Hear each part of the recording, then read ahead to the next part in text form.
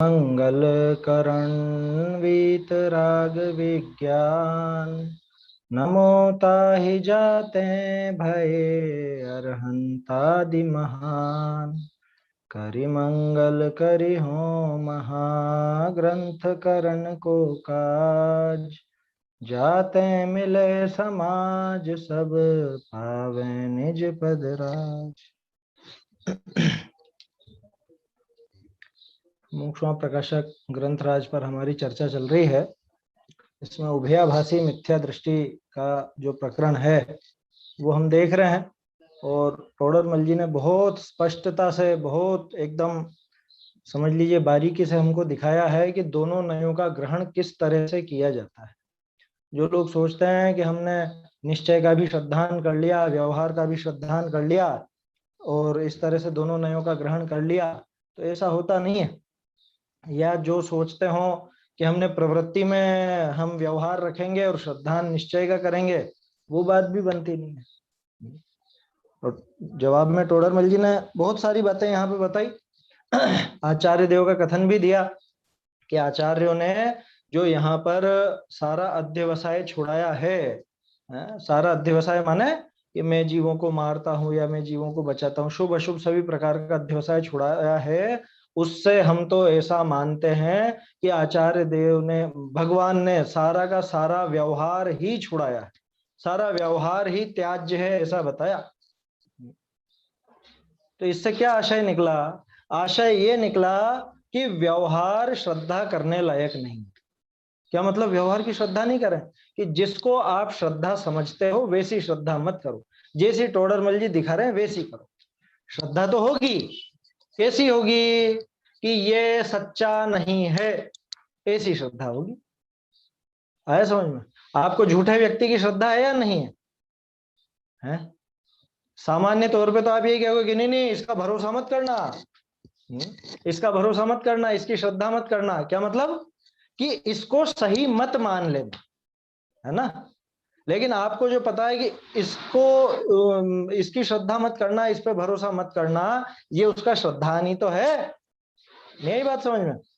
आपको यही तो श्रद्धाहानि कि ये व्यक्ति गलत है, ये व्यक्ति झूठा है, इसका भरोसा करने लायक नहीं है। तो ये इस बात का पक्का भरोसा है, मुझे इस पर पूरा भरोसा है कि ये झूठ बोल रहा है। ये भी तो भरोसा ही है ना उसका, है?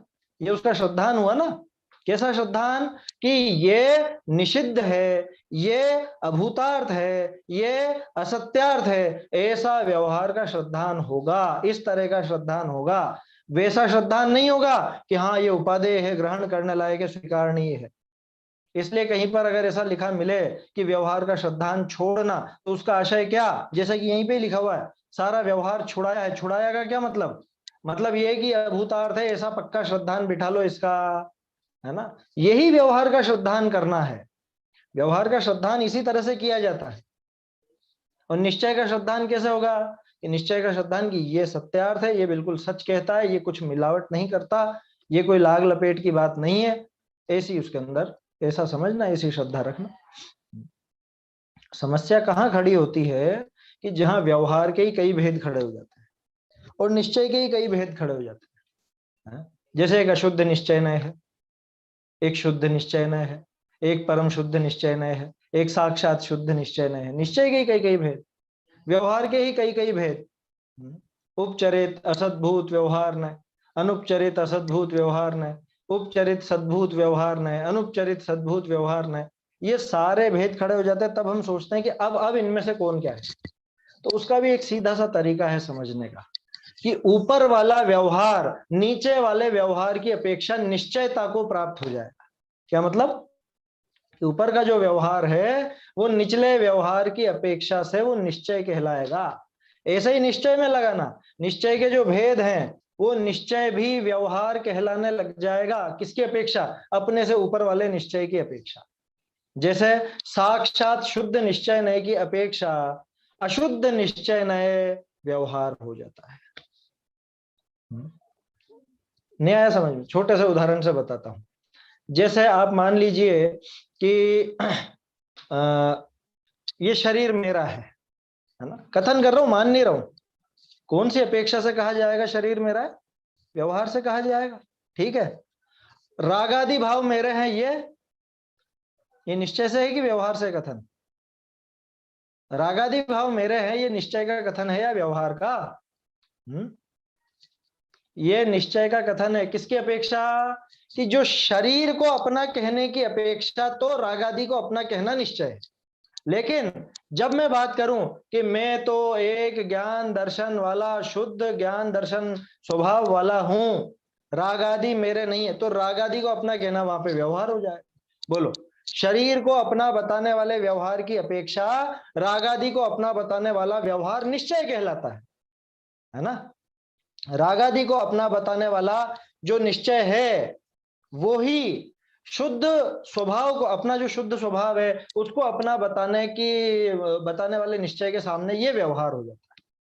माने बड़े निश्चय के सामने छोटा निश्चय व्यवहार है, बड़े व्यवहार के सामने छोटे व्यवहार के सामने बड़ा व्यवहार निश्चय है। ऐसा समझ लेना। अपने आप ये निश्चयता को और व्यवहारता को प्राप्त हो जाते हैं। कैसे? क्योंकि निश्चय व्यवहार की एक परिभाषा और है। कौन सी? निषेध्य सो व्यवहार और निषेधक सो निश्चय। और ऊपर वाला जो नय है, ऊंची दशा वाला जो नय है, वो निचली दशा वाले नय को निषेध कर देता है, उसका निषेध ही किया करता है। ऊपर वाला जो नय यानी ऊपर वाला व्यवहार नीचे वाले व्यवहार का निषेध करेगा, ऊपर वाला निश्चय नीचे वाले निश्चय का निषेध करेगा।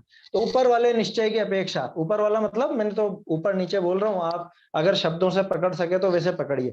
साक्षात शुद्ध या परम शुद्ध निश्चय नय की अपेक्षा से अशुद्ध निश्चय नय व्यवहार की श्रेणी में चला जाएगा। उपचरित व्यवहार नय की अपेक्षा से अनुपचरित व्यवहार नय निश्चय की श्रेणी में चला जाएगा। आया समझ में? ये लोग बाग इसीलिए चक्कर में पड़ते हैं कि अरे कहीं पे तो आत्मा को निश्चय से रागादि भावों का कर्ता कहा है, कहीं पे आत्मा को निश्चय से अकर्ता कहा है, रागादि का भी कर्तृत्व तो नहीं बताया। ऐसा कैसे? तो ये कौन सा निश्चय है? आया समझ में? कौन सा निश्चय कहां पे लेना कि भाई जो ऊंचा निश्चय है? प्रश्न है क्या? हाँ भैया जी। हाँ भैया बोलिए। जी, अभी जो अपनी चर्चा चल रही थी ना, हम्म तो अभी तो वो बात ही दिमाग में नहीं बैठी। अभी आप जो अभी बात बता रहे परम शुद्ध निश्चय ने, तो ये हाँ, तो और ही दिमाग से निकल रहा है, ऊपर से जा रहा है। अच्छा ऊपर से जा रहा है। आप तो ऐसा समझिए कि जिनागम में तरह तरह की अपेक्षाएं हैं, है ना? अब वो तरह तरह की अपेक्षाएं कैसी हैं? कि ऐसी हैं कि कुछ अपेक्षाएं दूसरी अपेक्षाओं का निषेध कर देती है। जैसे कहीं पर आपने पढ़ा होगा कि जैसे 2 इंद्रिय जीव, 3 इंद्रिय जीव, 4 इंद्रिय जीव इत्यादि, या अन्य जीवों का घात मत करो, अन्य जीवों की रक्षा करो, ये पढ़ा होगा। ठीक है। दूसरी तरफ आप ये पढ़ोगे कि आत्मा अन्य द्रव्य का कुछ तो कर ही नहीं सकता, ज्यादा से ज्यादा कुछ कर सकता है तो अपने रागादि भावों को कर सकता है। इसके बाद ऐसी बात पढ़ोगे कि रागादि भाव का भी कर्ता आत्मा नहीं होता, है ना? आत्मा तो अपरिणामी ध्रुव तत्व है, उसमें तो कुछ भी परम पारिणामिक भाव लक्षण जो अपना शुद्ध आत्मा है उसमें तो कुछ परिणमन भी नहीं होता, वो तो अपरिणामी है, तो रागादि का भी कर्ता कहां से हो? कहने का अर्थ यह है कि जिनागम में तरह तरह के कथन हैं, उसमें कोई कथन भारी पड़ता है, कोई कथन हल्का पड़ता है। तो भारी की अपेक्षा हल्का वाला कथन व्यवहार समझ लेना, हल्के की अपेक्षा भारी वाला कथन निश्चय समझ लेना। यहाँ हल्का भारी में और दिमाग पे हल्का भारी पड़ रहा है उससे नहीं कह रहा हूं। हल्का भारी माने वजन किसका ज्यादा है ना? किसका वजन ज्यादा है? ये शरीर मेरा है, मेरे हाथ पांव, मेरा खून, मेरा ब्लड प्रेशर, इसका वजन ज्यादा है या मेरे राग द्वेष इसका वजन ज्यादा है? तो इन दोनों की तुलना में मेरे राग द्वेष का वजन ज्यादा है, तो उसको निश्चय समझ लेना अभी। ठीक है। अब मैं फिर दो बात करता हूं, कौन सी? मेरे राग द्वेष और दूसरा मेरा ज्ञान दर्शन आदि, किसका वजन ज्यादा है? मेरे ज्ञान दर्शन आदि का वजन ज्यादा है, तो उसको निश्चय का विषय समझना, मेरे राग द्वेष को व्यवहार का विषय समझना। और आगे बढ़े, ज्ञान दर्शन चारित्र सुख इत्यादि ये मेरे, अथवा अरे मैं तो इन सब का एक अखंड पिंड, गुण भेद भी नहीं है, किसका वजन ज्यादा है? कि वो अखंड अभेद की बात का वजन ज्यादा है, तो उसको निश्चय समझ लेना और इसको व्यवहार समझ लेना। कहने का अर्थ यह है कि कहीं कहीं पर कोई कोई निश्चय कहीं कहीं पर जाकर के व्यवहार रूप हो जाता है, और कोई कोई व्यवहार न कहीं कहीं पर जाकर निश्चय रूप हो जाता है। मैं ये बात इसलिए कह रहा हूं आपसे क्योंकि समय सारजी में जो बात निश्चय से कही हुई आपको मिलेगी, प्रवचन सारजी में निश्चय से कुछ और बात भी लिखी मिलेगी, तो वहां कंफ्यूज मत हो जाना। इसलिए मैं ये बात कह रहा हूं, समय सार में आपको रागादि का कर्ता आत्मा नहीं बताया जाएगा, प्रवचन सारजी में निश्चय ने से रागादि का कर्ता बता देंगे आप। क्या जीव रागादि का कर्ता निश्चय से, ये प्रवचन सारजी में आ जाएगा। तो ऐसा कथन होता है, इस तरह से भी कथन किया जाता है। तो बस ये देखना वजन किस बात का ज्यादा है ना। प्रकरण को समझने के लिए मतलब कोई भी अपने को उस भाव को समझना है तो उसकी अपेक्षा समझनी पड़ेगी, वो प्रकरण देखना पड़ेगा, वहां विषय क्या चल रहा है ये बात देखनी पड़ेगी, तभी जाकर के हम उसका भाव पकड़ पाएंगे। नहीं तो झगड़े होते रहते हैं, विद्वान आपस में माथाफोड़ी करते हैं ना, वो इसी बात पे तो करते हैं, और क्या होता है, वो एक अपेक्षा लेकर के बैठे रहते हैं और ये दूसरी अपेक्षा लेकर के बैठे, और फिर दोनों आपस में भिड़ना चाहते हैं। आया समझ? टोडरमल जी यहाँ पे यही समझा रहे हैं कि निश्चय और व्यवहार इनका स्वरूप भली भांति समझ लें तो कोई समस्या नहीं रहेगी। ठीक है, अभी इतनी बात तो आई समझ में?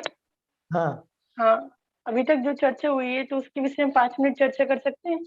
हाँ हाँ बोलिए ना। कि जो समझ में आया वो, हम्म, जैसे मुझे तो इतना समझ में आया कि जो जैसा है वैसा निरूपण करता है वो तो निश्चय है, और जो बिल्कुल जैसा सही है है। नहीं हाँ, उसको मिलावट करके बताता है वो उपचार व्यवहार ने।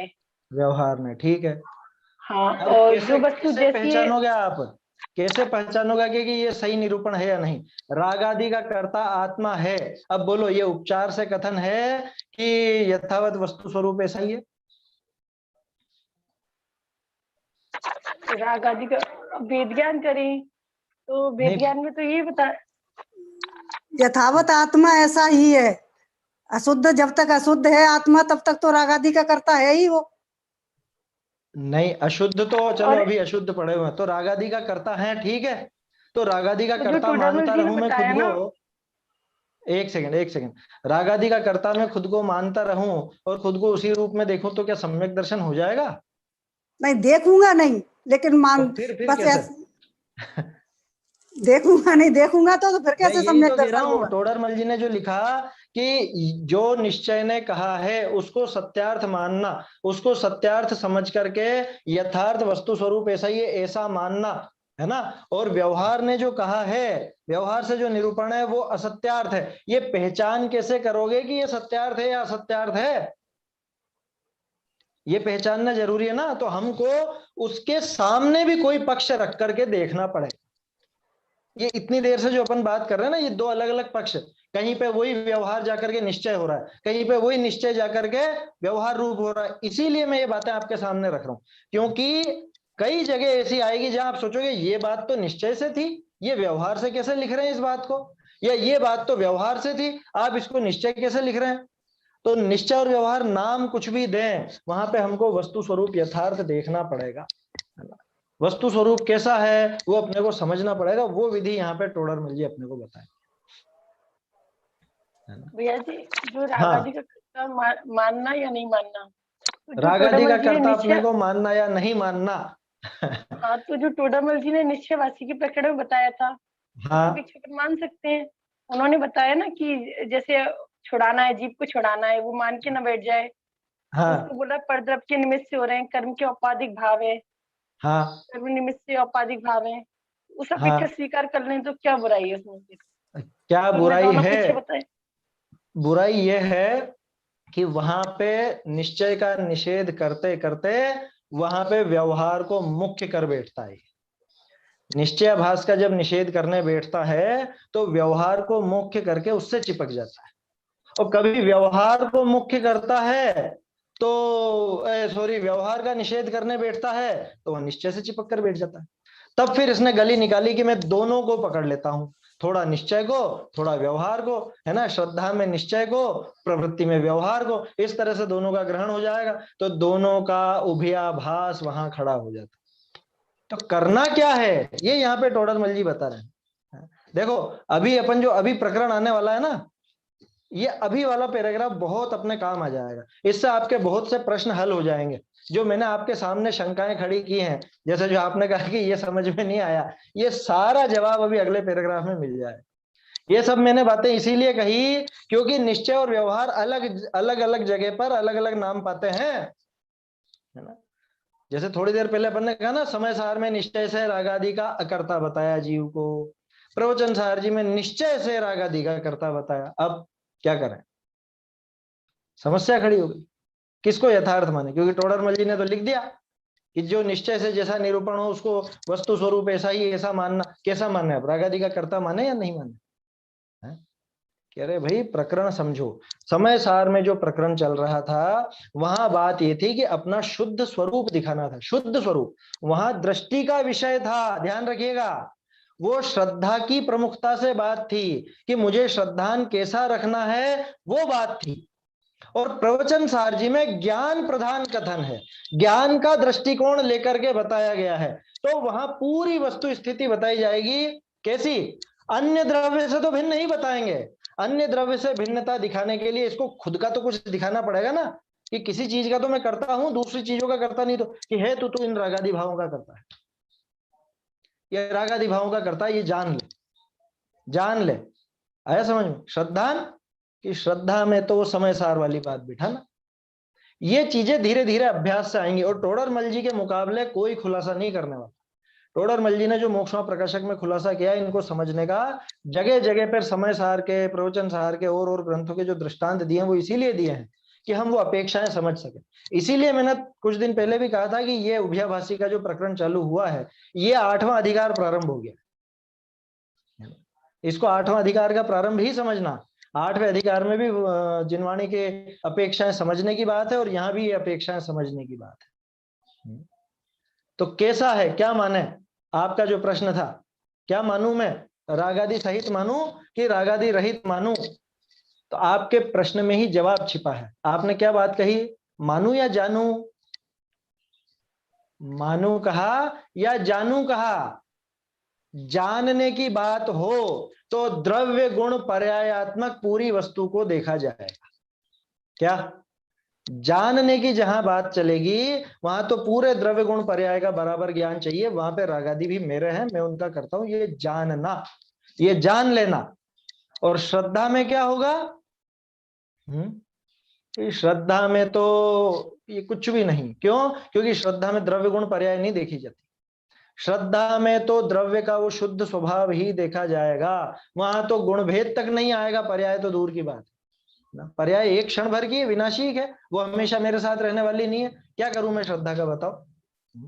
मान लो मैं ऐसे ही एकदम उठ करके बाजार चला गया, जेब में एक पैसा नहीं, क्या मानूं मैं खुद को, फकीर, गरीब, भिखारी, क्या मानूंगा, जानूंगा क्या है? जानने और मानने में अंतर पड़ गया। जानूंगा तो सही कि इस समय मेरी जेब में 1 रुपया भी नहीं है, जानने में तो ये पक्का, क्योंकि अगर मैं ये नहीं जानूंगा तो फिर उठपटांग हरकतें करने लग जाऊंगा, पता नहीं किससे क्या क्या ले लूंगा, और फिर बाद में जब पैसे देने की बारी आएगी तो फिर झगड़ा होगा। जानने में अगर गड़बड़ी करूंगा तो, जानने में भी मैं यही कहता रहूं कि अरे मैं तो लखपति सेठ हूं, मैं तो करोड़पति सेठ हूं, या इस तरह का हूं, या जो भी हूं, है इस तरह की बात जानने में मैं सोचता रहूं कि हाँ हाँ अभी हूं अभी हूं अभी हूं, कि अभी ये तो देना भैया, पैसे तो दे, ये जो यहाँ पे तूने खाया है ये पैसे तो दे, इसके पैसे तो चुका है? फिर तो बर्तन साफ करने पड़ेंगे वहां पर। समझ में आ रही है बात। श्रद्धा में क्या रहेगा, कि श्रद्धा में रहेगा, अरे भले, चलो उदाहरण में थोड़ा सा और बढ़ा देते हैं, जेब खाली है और किस्मत से क्या हुआ, थोड़ा चलते चलते एकदम से ठोकर लगी, गिर गया, और ये कुर्ता उर्ता फट गया, है ना, कुर्ता फट गया, पजामा फट गया, और जेब में 1 फूटी कौड़ी भी नहीं है। अब क्या करूं बोलो, जानना क्या और श्रद्धा क्या करनी। जानना तो यही होगा कि ये स्थिति बिगड़ गई है। थोड़ा सा और उदाहरण बढ़ा लेते हैं, कीचड़ में गिर गया ठोकर लग के, अब गंदा ही हो गया, कपड़े भी गंदे, फटे हुए, और जेब में 1 पैसा नहीं। ये जानूंगा कि नहीं जानूंगा, क्योंकि अगर ये नहीं जानूंगा तो फिर मैं वो रुपए की व्यवस्था करके सामने वाले को चुकाऊंगा नहीं। ये नहीं जानूंगा कि गंदगी लगी है तो मैं उसको साफ करने का यत्न भी नहीं करूंगा, तो पर्याय में शुद्धि भी नहीं आ पाएगी अगर सही सही नहीं जानूंगा तो। लेकिन और मैं तो गरीब हो गया, मैं तो कंगाल हो गया, मैं तो ऐसा हो गया, मेरे तो कपड़े ही नहीं है, मेरे पास तो यही नहीं है, मैं तो भिखारी हूं, ऐसा मान के बैठ जाऊं तो, मतलब जैसा जाना है वैसे ही मान लूंगा तो कि उससे भी काम नहीं चलेगा, क्योंकि वो आत्मविश्वास चाहिए, है ना। उस आत्मविश्वास के लिए श्रद्धान के विषय में अपना द्रव्य स्वभाव देखा जाएगा, ज्ञान के विषय में द्रव्य गुण पर्याय तीनों देखे जाएंगे। तो निश्चय बदल गया ना, है। प्रवचन सार जी का निश्चय द्रव्य गुण पर्याय की बात करता है, समय सार जी का निश्चय श्रद्धा की बात करता है, अकेले द्रव्य स्वभाव की बात करता है। ये फर्क पड़ जाता है, तो निश्चय जगह जगह बदल गया। समय सार जी का जो निश्चय है उसके मुकाबले प्रवचन सार जी का निश्चय व्यवहार की श्रेणी में जाए। ये इतनी देर से मैं ये कहना चाह रहा हूँ, तो ये बात समझ में आई अभी थोड़ी थोड़ी। अभी आगे अपन और देखेंगे ना, बिल्कुल क्लियर हो जाएगा आगे जो पैराग्राफ पढ़ेंगे, है ना। आया ये समझ में? श्रद्धा का विषय जो चलेगा और ज्ञान का विषय जो चलेगा उनमें अंतर रहेगा, 100% रहेगा, है ना। और चारित्र में, कि चारित्र में नयों का काम ही नहीं है। चारित्र तो वस्तु की उस प्रक्रिया का नाम है या उसके परिणमन का नाम है। चारित्र माने वो क्रिया, बाहरी जो क्रिया है वो तो किसी द्रव्य का वैसा परिणमन है, ऐसा समझना। चलिए, है ना, ज्यादा आपको आकुलता नहीं हो, ये सीधे सीधे यही पढ़ते हैं अपन। अगर अपन ये प्रवचन सार जी वाला विषय निस्वीकार करेंगे तो कोशिश भी नहीं करेंगे। राग देश जो हो रहे हैं तुम्हारे में हो रहे हैं, उसको छोड़ने की कोशिश नहीं करेंगे। अरे सीधी सी बात है ना, मैं अगर ये जानूंगा ही नहीं कि अरे नहीं नहीं मेरे तो कोई मेल लगता ही नहीं, मेरे तो मैं तो कभी गंदा होता ही नहीं, और पूरी दुनिया हंसेगी, मैं वो कीचड़ के कपड़े पहन के आपके यहाँ शादी में आ जाऊंगा। अब वो राग देश करता ही रहेगा फिर 24 घंटे। आया समझ में? मैं अगर मान लो वो जो गंदगी लगी है कपड़ों पर, या जो कुर्ता फट गया है, ऐसे ही आपकी कोई आयोजन में मैं आ जाऊंगा, तो फिर क्या होगा? फिर तो पूरी दुनिया हंसेगी, वो व्यवस्था गड़बड़ा जाएगी। तो ज्ञान वस्तु स्थिति का होता है, वस्तु स्थिति जैसी है, द्रव्य गुण पर्यायात्मक जो वस्तु स्थिति है उसका होगा ज्ञान, और जो अपना द्रव्य स्वभाव है, मेरा जो शुद्ध स्वभाव है, उसका होगा श्रद्धा। ऐसा यहाँ पर समझना चाहिए। ज्ञान करने के बाद वो छोड़ने की कोशिश में लगेगा, हाँ, उसको राग देश आदि को छोड़ने की कोशिश में लगेगा। हाँ, बस एक और प्रश्न पूछना था, मोटा मोटा प्रश्न था। हाँ, हाँ। तो ये प्रश्न था कि जैसे कोई प्रवृत्ति तो होती नहीं है निश्चय रूप और व्यवहार रूप, ये तो मैंने देखा था।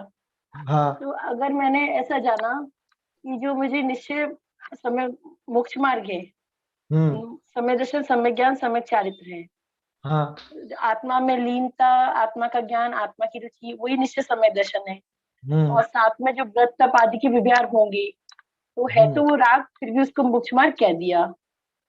पर जब वो अगर मेरे बाहर में जो बाहर में व्रत तप आदि हो रहे हैं उनको व्यवहार नहीं कहेंगे, उनके साथ जो शुभ भाव, उनका जो शुभ भाव चलेगा साथ में, है ना, अंदर में जो शुभ भाव होगा उसको व्यवहार मोक्ष मार्ग नाम देंगे, सहचारी देखकर। बाहरी क्रिया को तो कभी भी नहीं कहेंगे। उसको कहने में आ गया। फिर भी जैसे अगर मुझे जैसे उठकर अपन ने मंदिर गए, तो मानने में तो ये आया ना कि इससे धर्म नहीं हो रहा, क्रिया तो हो ही रही है, देवशास्त्र गुरु की पूजन भक्ति, वो क्रिया है ना, क्रिया निश्चय है ना व्यवहार है। नहीं, श्रद्धान में तो ऐसे ही श्रद्धान में तो ऐसे ही मानना पड़ेगा ना कि ये मोक्ष मार्ग नहीं है। हाँ, बिल्कुल सही तो है। ये वही, तो फिर ये मानने में तो आया कि अपन ये है नहीं। जैसे परसों का प्रश्न था ना कि जानने में तो हो सकता है पर मानने में नहीं। परसों इसी प्रश्न में लास्ट में रुक गए थे। अच्छा, परसों तो खैर वो बात ही पूरी नहीं हो पाई थी, अधूरी रह गई थी वो बात, है ना। मतलब आप क्या कहना चाह रहे हैं अभी? मेरा मतलब बस इतना है कि मुझे गड़बड़ तो नहीं है ना, अगर मैंने ऐसा माना कि जो साथ में मेरे तप व्रत आदि हो रहे हैं, पर मैं उसको जान तो ही रही हूँ। कहाँ पर होता है, मानने में बार बार विकल्प नहीं आते हैं। मैं भगवान के सामने खड़ा होकर के भक्ति करूंगा, ठीक है, भगवान की स्तुति करूंगा। अब क्या मैं उस समय ये विकल्प लाऊं कि हे भगवान, वास्तव में तो आप कुछ करता धरता हो नहीं, आप तो वीतरागी हो और आप मेरा कुछ भी सुधार बिगाड़ कर नहीं सकते, मेरा सुधार बिगाड़ मेरे ही भावों से, ये विकल्प आएंगे क्या भगवान के सामने? ये विकल्प नहीं आएंगे, है ना। ये विकल्प नहीं आएंगे। विकल्प तो ये रहेंगे, हे नाथ आपने ही हमको ये मोक्ष मार्ग बताया, आप नहीं होते तो पता नहीं मैं कहां कहां भटकता रहा और आगे भी भटकता ही रहता, अगर आप नहीं होते तो। आपकी ही कृपा से सारे काज मेरे आपकी कृपा से सारे के सारे मेरे काम हुए हैं, आपने ही मोक्ष मार्ग दिखाया। अरे इतना तक कहेगा कि हे भगवान आप ही तारोगे तो मैं तरूंगा, आप ही तारने वाले हो, ये कहेगा। ऐसे विकल्प भी आएंगे। क्या श्रद्धा में जो चीज पड़ी रहती है ना, वो बार बार विकल्पों में नहीं आती है। जैसे है ना, मेरा नाम विक्रांत है, मैं दिन में कितनी बार मेरा नाम दोहराता हूं? मैं दिन में कितनी बार अपना नाम दोहराते हैं अपन? एक बार भी नहीं, एक बार भी नहीं। और श्रद्धा हमेशा बनी रहती है, हाँ मैं ये हूं। मैं सोता भी रहूंगा 10 जनों के बीच में, आप मुझको आवाज लगाओगे, कोई 9 जने नहीं उठेंगे, मैं ही उठूंगा, मेरा नाम लगाओगे तो, है ना। तो दूसरे का नाम, जैसे राम है कोई, तो राम आवाज लगाओगे तो राम ही उठेगा, श्याम आवाज लगाओगे तो श्याम ही उठेगा, मोहन आवाज लगाओगे तो मोहन ही उठेगा। आया समझ में? क्यों? क्योंकि उस नाम का वो अंदर बैठा हुआ है, श्रद्धा वो गहरे में बैठा हुआ।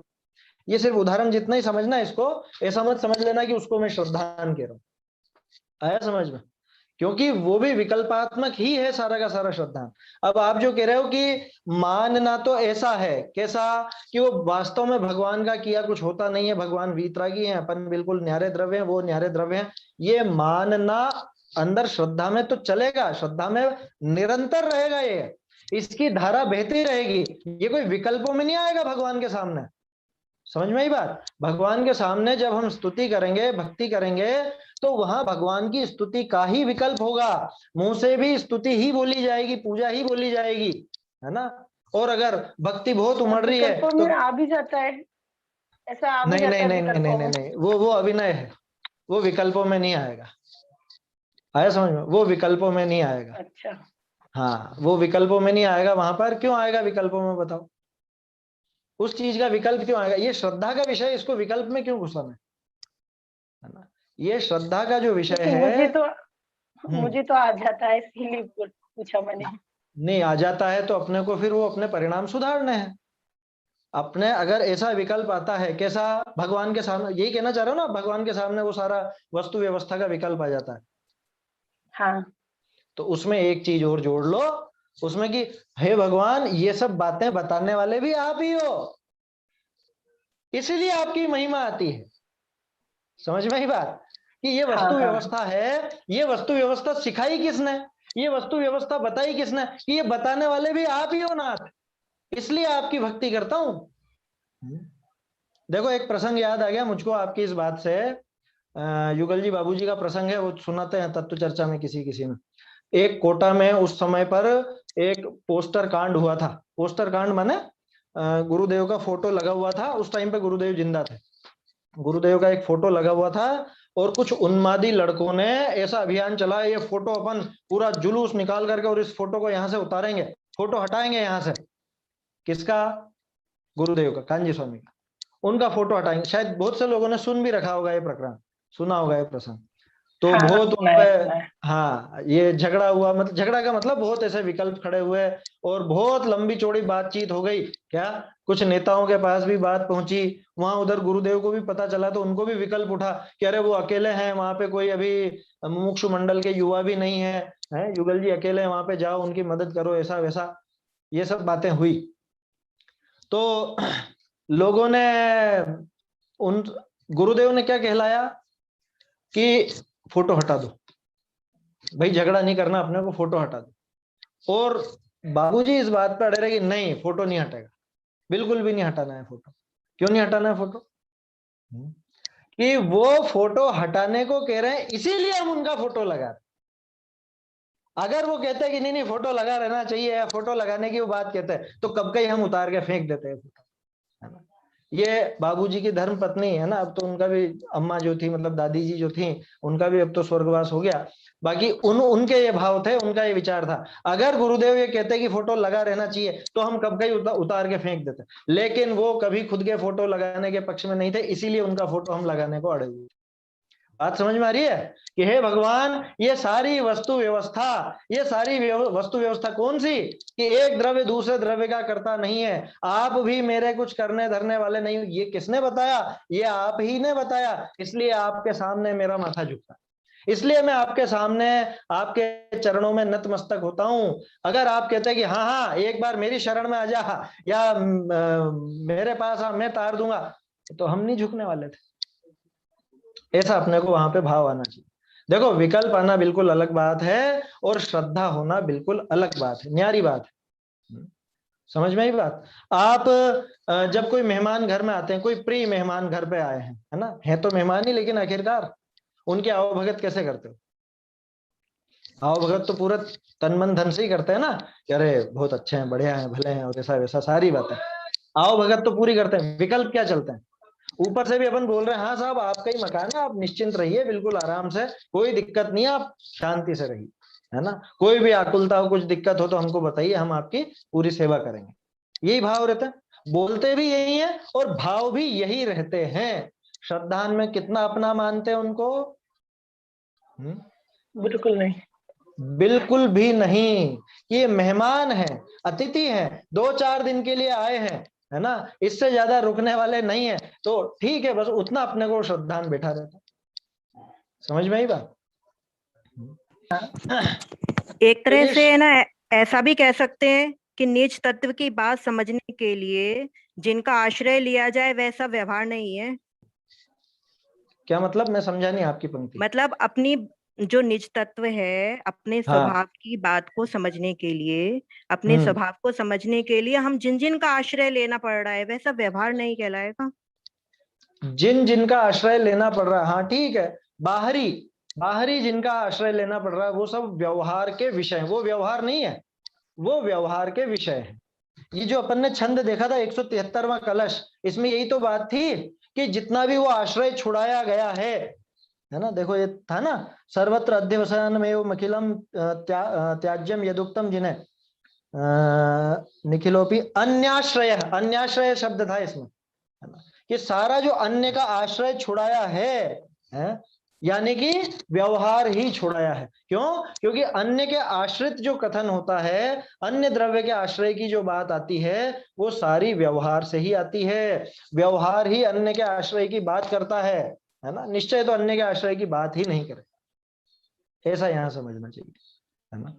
तो ये श्रद्धा में और ज्ञान में अलग अलग जगह अलग अलग प्रकरण चला करता है, अलग अलग उसकी अपेक्षाएं होती है, प्रकरण के हिसाब से भी नए बदलते हैं, ये अपने को यहाँ पे समझना था। अब जैसे कल जो अपन ने देखा था छंद क्या, ये गाथा जो थी मोक्ष पहुड़ की 31वीं गाथा है, जो सुत्तो व्यवहारे। अब यहीं पे तो दो अर्थ तो कल अपन ने देख लिए थे ना, एक तो लौकिक व्यवहार में जो सोता है वो अपने कार्य में जागता है, लौकिक कार्य में ही। दूसरा अर्थ कि जो इस व्यवहार में सोता, यानी व्यवहार की विषयभूत वस्तु के प्रति बिल्कुल अनासक्त रहता है, वो अपने वास्तव जो समझ लीजिए कि वस्तु का जो यथार्थ स्वरूप है उसके प्रति वो जागता है। दोनों तरह से अर्थ लिया जा सकता है। तो ऐसे ही अलग अलग जगह अलग अलग प्रकरण में निश्चय व्यवहार का रूप बदलता है, ये बात थी। अब इसका पूरा खुलासा तो खैर आगे आएगा। इसमें पहले अपन जो कल अपन ने बात देखी थी षट पहुड़ की गाथा, अष्ट पहुड़ की गाथा, जो सुत्तो व्यवहारे सो जोई जग गए सकज्जमी, जोई कहा उसको योगी, वह योगी अपने स्व कार्य में जागता है। और जो जगदी व्यवहार है, जो व्यवहार में जागता है, जिसका वो व्यवहार के विकल्प चला करते हैं, सो सुत्तो अपने कज्जे, वो अपने स्वयं के निज कार्य में, अपने आत्महित के कार्य में सोता है। कितना लिखा है यहाँ पे? क्या कहना चाह रहे हैं आचार्य देव? आचार्य देव सीधे सीधे कह रहे हैं कि व्यवहार में जागना उचित नहीं, व्यवहार के मामले में सो जाओ। किसमें जागो? कि निश्चय में जागो। आया समझ में? निश्चय में जागो। जैसे आप सपना देख रहे हो, वो सपना है कि हकीकत है? कि जब तक आप नींद में हो तब तक तो वही हकीकत लगती है। जिसको वो सपना हकीकत लग रहा है वो असलियत में सो रहा है, यही तो अर्थ निकला। जिसको सपने की दुनिया में जो अभी चल रहा है, जिसका सपना चल रहा है अभी, जो नींद में पड़ा हुआ है, उसको वो अभी वास्तव में वो क्या कहें, अभी जो असलियत है, जो असली में जैसे ये मकान है, ये कमरा है, ये बाहर ये सब चीजें हैं, इन सब में वो वास्तव में सो रहा है, उसको कुछ भी बाहर का पता नहीं चल रहा। और जो जागता है, जो जागृत अवस्था में, जैसे अभी आप सब जागरूक होकर के बैठे हुए हो, जागृत अवस्था में बैठे हुए हो, तो आपको वास्तविक स्थिति नजर आ रही है, आप उस सपने में सो रहे हो, माने नींद में नहीं हो, कहने का अर्थ ये। तो क्या करना, सपने में जागना कि असली में जागना? सपने में भी तो जागे हुए ही रहते हैं ना अपन। सपने में कोई सोता है क्या? कि हमने सपना देखा हम सो रहे थे, ऐसा थोड़ा देखा होगा। सपने में कुछ ना कुछ जाग करके, सपने में जागृत रहते हैं हम। आया समझ में? सपना कैसा रहता है कि मैं वहां गया और वहां पे वो मिला और उसने ऐसी बात कही, फिर हम दोनों ने मिलकर के ऐसा ऐसा कुछ काम किया, या जो भी ये भोजन बना और ये बना और वो बना, पता नहीं क्या क्या। सपने में जाग ही तो रहते ना, कि मैं सपने में उनके यहाँ पर गया, तो उनके यहाँ पे जागृत अवस्था में ही गए ना। तो जो सपने में जाग रहा है वो असलियत में सो रहा है, ये है इसका अर्थ। जो व्यवहार में जागता है, माने जिसको व्यवहार की बात ही सत्य लगती है, कहां पर? अब देखो इसमें दो बातें हैं। एक तो व्यवहार में, ठीक है, व्यवहार का कथन समझ लिया। व्यवहार में जागता है का क्या मतलब? कि जिसको व्यवहार की बात सत्य लगती है, माने उसको वो सत्य मानता है, ये व्यवहार में जागने का अर्थ है। बात समझ में आई? व्यवहार में जागने का क्या मतलब? कि व्यवहार की जो बात है वो बिल्कुल सत्य है। ये व्यवहार में जागना। कौन है व्यवहार में जागा हुआ? वो व्यवहाराभासी व्यवहार में जागा हुआ था। ऐसा मत समझ लेना इससे कि निश्चयाभासी निश्चय में जागा हुआ था, है ना। यह निश्चय की बात ही नहीं लिखी असल में आचार्य देव ने। यहाँ तो सीधे सीधे व्यवहार और अपना आत्म कार्य ऐसा लिखा है, निश्चय नहीं लिखा यहाँ। देखो क्या है अर्थ। जो व्यवहार में सोता है वह योगी अपने कार्य में जाग। व्यवहार से जिसको मोक्ष मार्ग कहा गया, व्यवहार से जो जो क्रियाएं अपनी बताई गई, व्यवहार से जैसा अपना स्वरूप दिखाया गया, वैसा ही अगर मैं मानता रहूं, वैसी ही श्रद्धा रखूं, वैसा ही श्रद्धान करूं, तो वास्तव में मैं अपने निज हित के कार्य में सो रहा हूं। माने श्रद्धान जागृत हुआ नहीं है मेरा, मैं भी मिथ्यात्व में ही पड़ा हुआ हूं। ये इसका सीधा सीधा अर्थ है। और तथा जो व्यवहार में जागता है वह अपने कार्य में सोता है। जो व्यवहार में सोता है वो योगी अपने कार्य में जागता है। इतनी सीधी सी बात है कि व्यवहार में सोता है, इसका मतलब कि इसने ये देख लिया कि व्यवहार की कही हुई बात सत्य नहीं है, तो व्यवहार की तरफ से आंखें मूंद ली। शक्कर का डब्बा, बोलो क्या कर रहे हो आप? शक्कर का डब्बा मान रहे हो या स्टील का ही डब्बा मान रहे हो? तो शक्कर के डब्बे की तरफ से आप सोए हुए हो। भले ही आपने वो शक्कर का डब्बा ही बोला, आपने शक्कर का डब्बा कहकर के ही काम चलाया, लेकिन आप शक्कर का डब्बा नहीं मानते, तो आपने शक्कर के डब्बे की तरफ से आंखें मूंद रखी हैं और स्टील के डब्बे की तरफ आंखें खोल रखी। आपको पता है श्रद्धान में कि डब्बा तो स्टील का ही है, शक्कर का नहीं। आया समझ में? ऐसा है। और समझ लो इसको थोड़ा सा। जो व्यवहार में जागता है वो निज कार्य में सोता है। क्या मतलब? शक्कर के डब्बे को मैं मानता हूं कि हाँ शक्कर का होता है डब्बा, तो अब मैं कर लूंगा अपना काम, दूध मीठा हो जाएगा अब मेरा, है? अब तो डब्बे को ही हिलाऊंगा मैं उस दूध की तपेली में या कढ़ाई में। समझ में आई बात? ये है व्यवहार में जागना। तो ये व्यवहार में जागा। शक्कर का डब्बा कहा गया था ना, डब्बा शक्कर का ही है। व्यवहार की बात सत्य मानी, ये व्यवहार में जागना। और जो व्यवहार में जागा वो अपने कार्य में सो गया। माने जब मैंने डब्बे को शक्कर का ही मान लिया तो समझ लेना दूध मीठा नहीं होगा, ये मेरे निज कार्य में मैं सो गया, निज कार्य बिगाड़ लिया। और व्यवहार में सो रहा है मतलब कि शक्कर का डब्बा कहा गया था, है नहीं, डब्बा तो स्टील का ही है, उसके अंदर जो भरी हुई है वो शक्कर है, उससे मीठा होगा दूध। तब फिर मैं क्या करूंगा? फिर मैं निज हित के कार्य में अपना कार्य कर लूंगा। जब मैं जान लूंगा कि ये व्यवहार झूठा है, मैंने व्यवहार की तरफ से सो जाऊंगा, तो मेरा मैं काम कर लूंगा, वो डब्बे को छोड़ के शक्कर को ही ग्रहण करूंगा। मेरी उंगली की तरफ देखो, तो उंगली की तरफ देखो, किसको देखोगे? उंगली को या उंगली के डायरेक्शन में? समझ में ही बात? व्यवहार से कहा गया मेरी उंगली की तरफ देखो, ऐसा दिखाते ना किसी को इशारा करके। अब अपन रूबरू तो बैठे नहीं है, नहीं तो मैं आपको बताता इस तरह से, अभी तो बस ऐसे ही दिखा सकता हूँ। तो उंगली की तरफ देखो माने उस दिशा में देखो, ये अर्थ था। समझ में ही बात। अब जो व्यवहार में जागता है, उन्होंने बोला था उंगली की तरफ देखो, हमने उंगली देखी, उंगली में 3 पोर हैं ये भी देखा, या उनकी उंगली में तिल है ये भी देखा, या उनके नाखून बढ़ रहे हैं या नाखून कटे हुए हैं या बिगड़ रहे हैं, जो भी है वो देखा, या नेल पॉलिश लगा रखी है वो देखा। ये व्यवहार में जाग रहा है, इसने असली कार्य नहीं किया।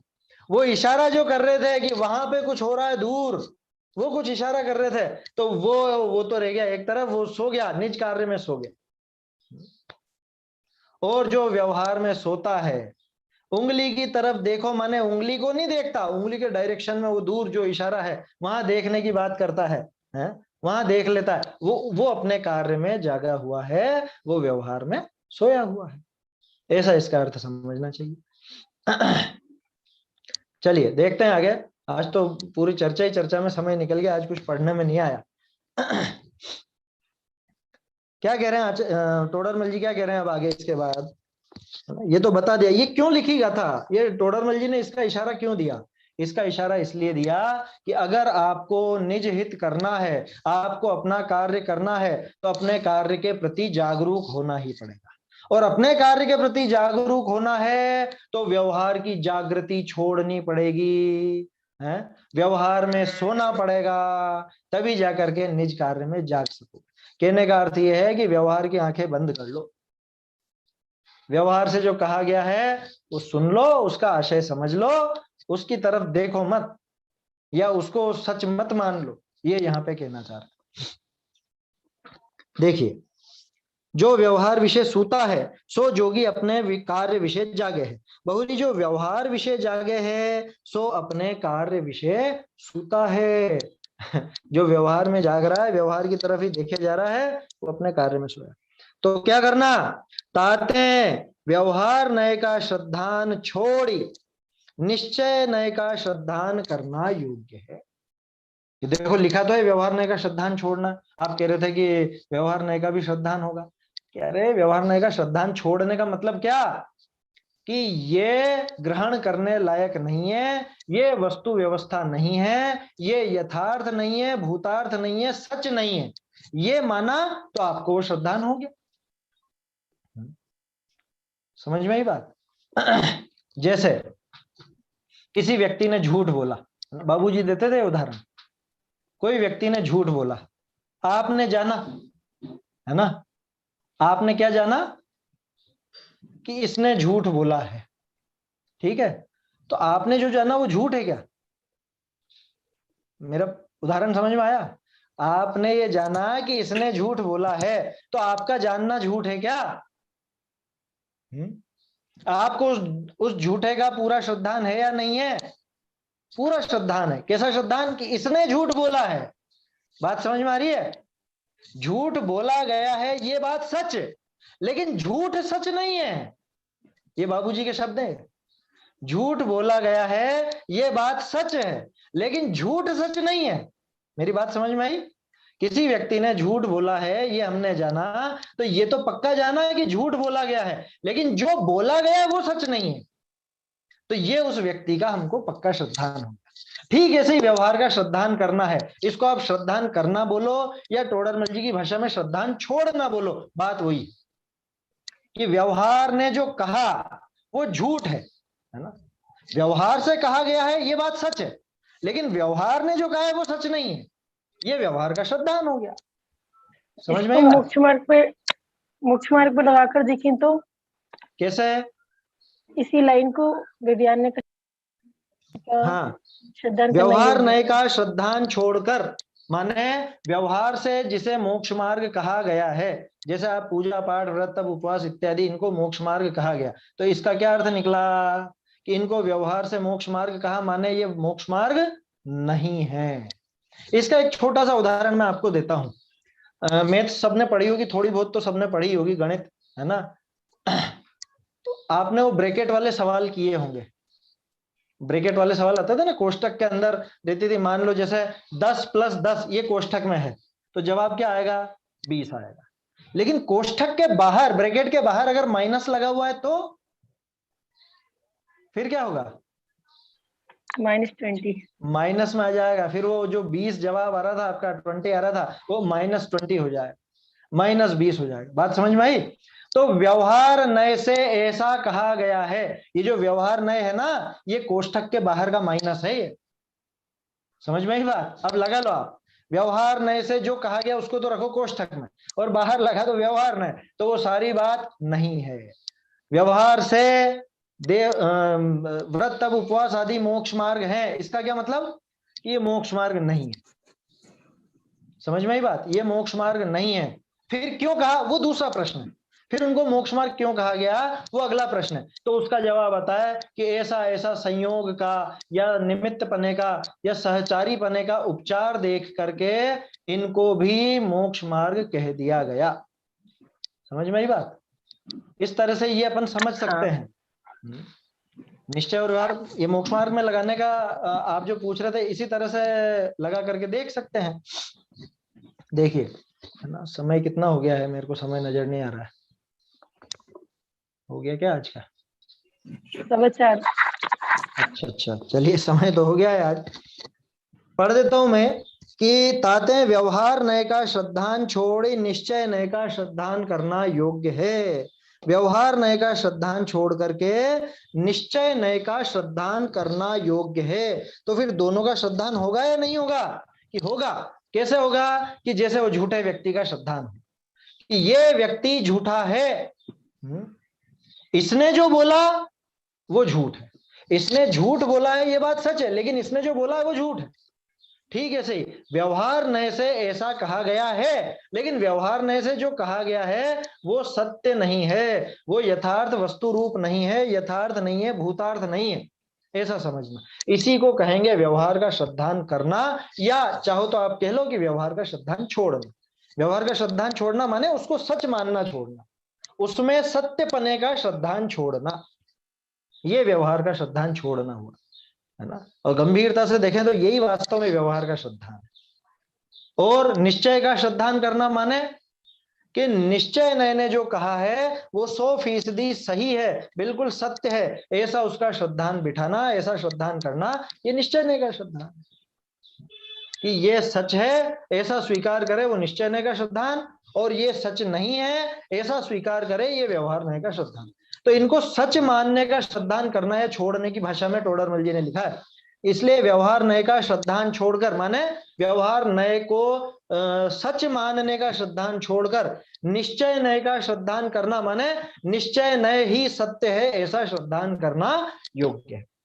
ठीक है ना। अभी समय भी हो गया है, इसके आगे की जो चर्चा है, मैं सोच रहा था अगला पैराग्राफ शायद आज ले पाते अपन। अब अगला बताएंगे कि व्यवहार का त्याग क्यों किया गया, यह व्यवहार कैसा कथन करता है और निश्चय कैसा कथन करता है। ये आगे के 2 पैराग्राफ में बहुत सुंदर रूप में आएगा, इसको अपन अच्छे से देखेंगे, कल देख पाएंगे। अभी तो समय हो गया है अपना, समाप्त करते हैं। निज निधि निज में बताई यह अनंत उपकार है, इसके लिए जिन वाणी माँ को वंदना शत बार है, वंदना शत बार है।